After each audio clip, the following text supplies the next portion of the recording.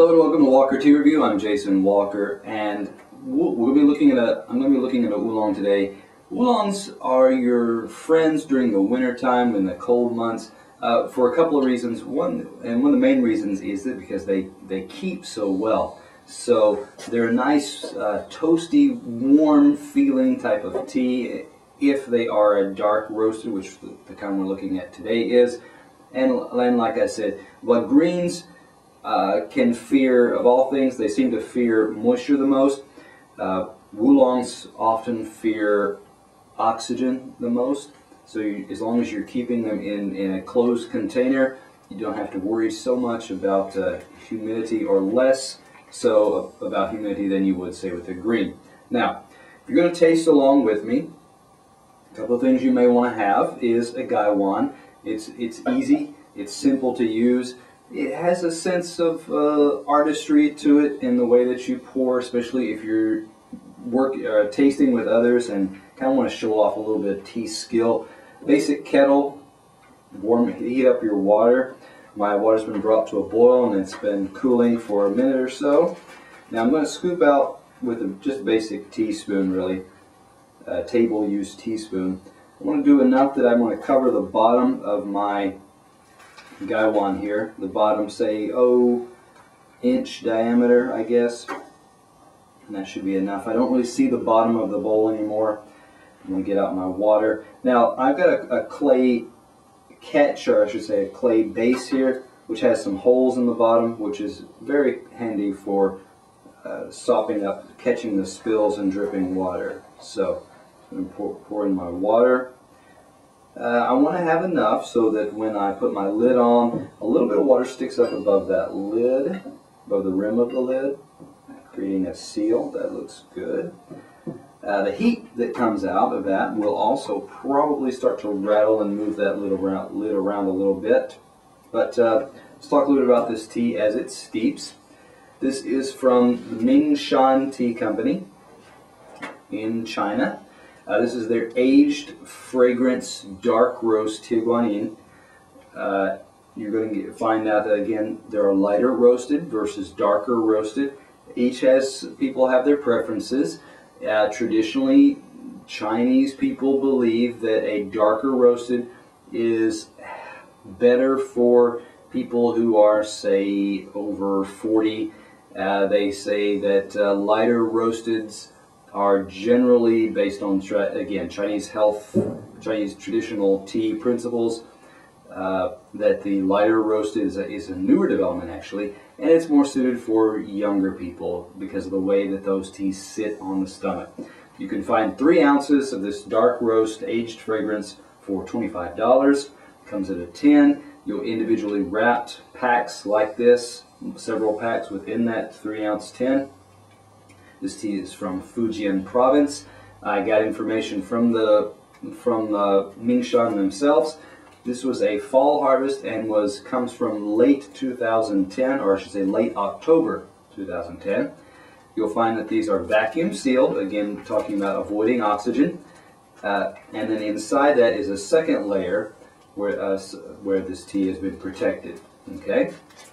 So let's talk a little bit about this tea, the dry leaf, wet leaf, and the liquor especially. Let's get a smell first.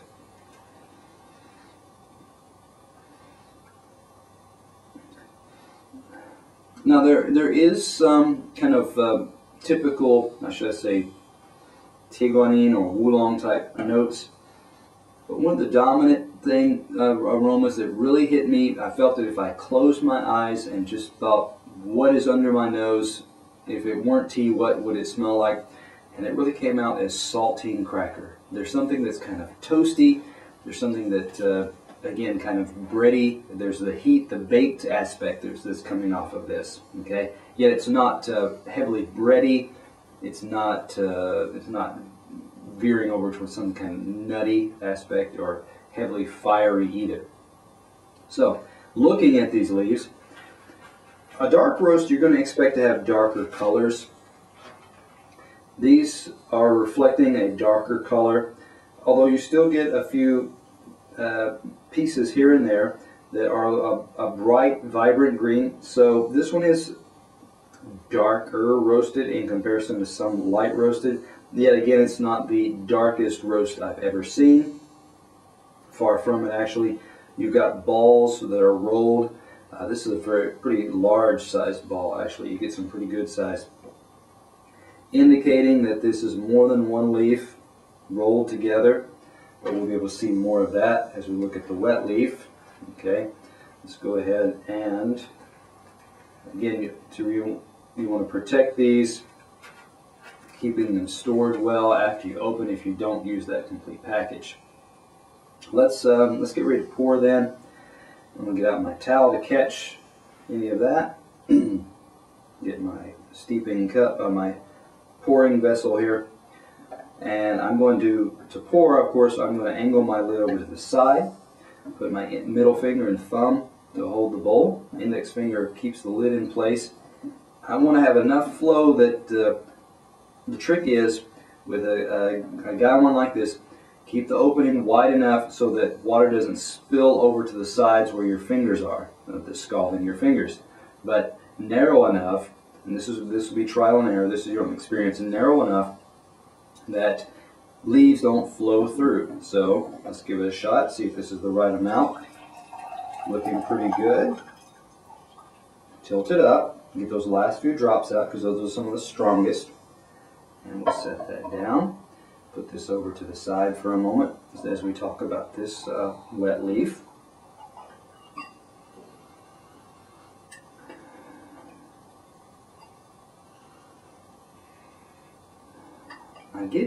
When I smell the lid, I get a hint of a buttery note, like a buttery popcorn type note. In the leaves themselves,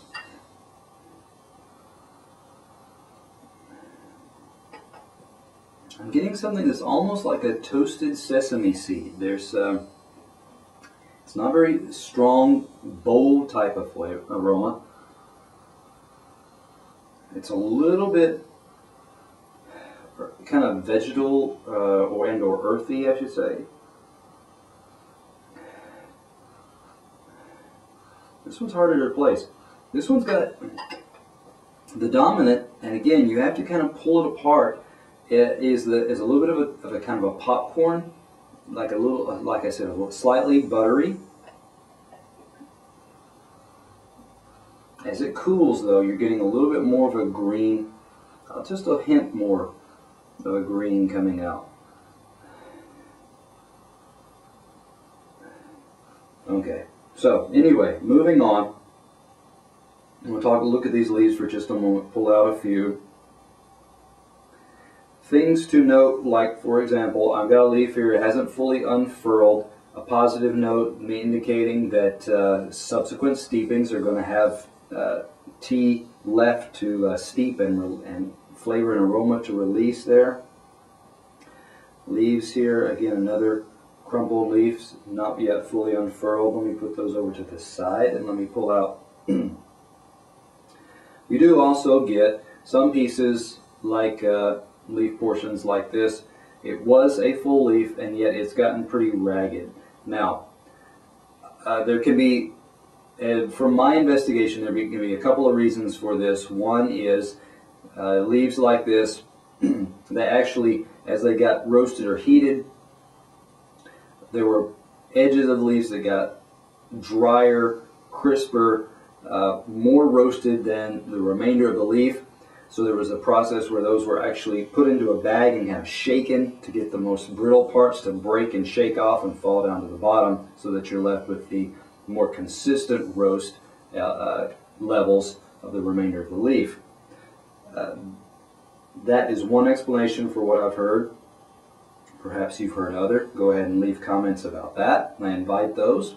You do get, I'm just getting one or two of this leaf pairs or sets here. Let me pull out. Nope, not that one. Any others? Not really getting a lot of leaf sets, which is surprising considering that we had some pretty thick, heavy rolls or balls of leaf there, indicating this may have been more than one leaf bunched, packed together that got wound there. my indication is that when you're rolling like that, in order to get a more consistent roast, in order to get consistent flavors as well, you try to, the producer tries to roll those and yet not let the balls, the individual leaves that have been rolled, they don't want those to clump together into very large lumps that created by the, the oils of the leaf have stuck more than one leaf together, so you actually have to kind of thin those out. Wonder what happened that we got such large, did those get thinned out in the sense that that you had larger balls that were not actually leaf sets together, that may have been leaves, individual leaves that got stuck together. So, enough on that. Let's move on now and kind of talk about this liquor. Nice color, good brightness there. You can see a lot of particles there floating through elements of the tea. Good note, like I said, good brightness. You can see down through it fairly clearly.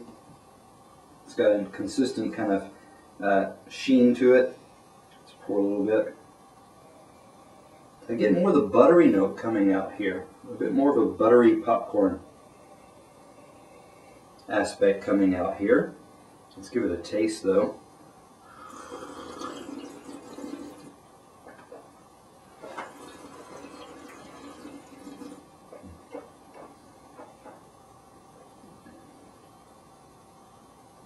The broth hit me fairly well.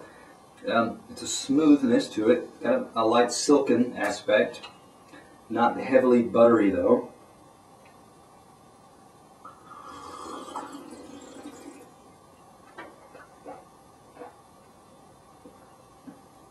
Again, mostly kind of a buttery type of flavor in the flavor and aroma there.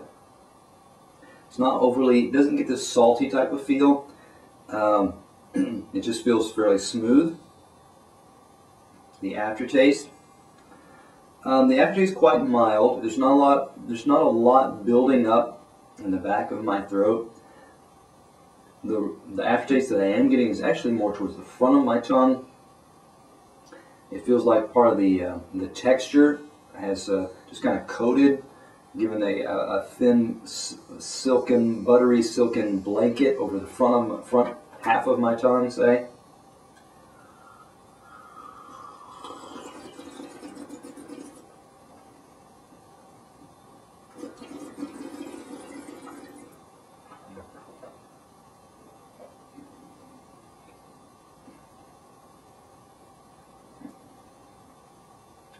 Nothing that would say this tea is astringent, nothing to say this tea is bitter.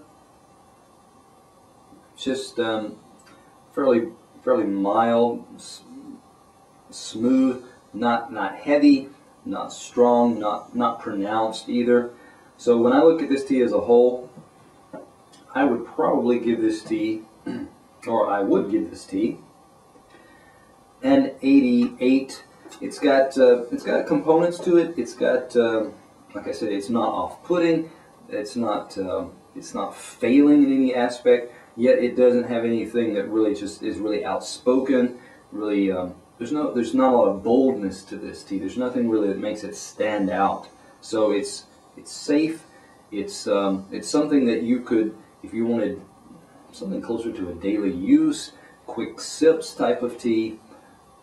Chugging type of tea, this could fit. If you want something that you want to slow down and savor and pull components out of it to appreciate and admire, there's not going to be a lot there to this one. So, come back to Walker Tea Review. You find the tea that fits your mood, your need, and your purpose for the time.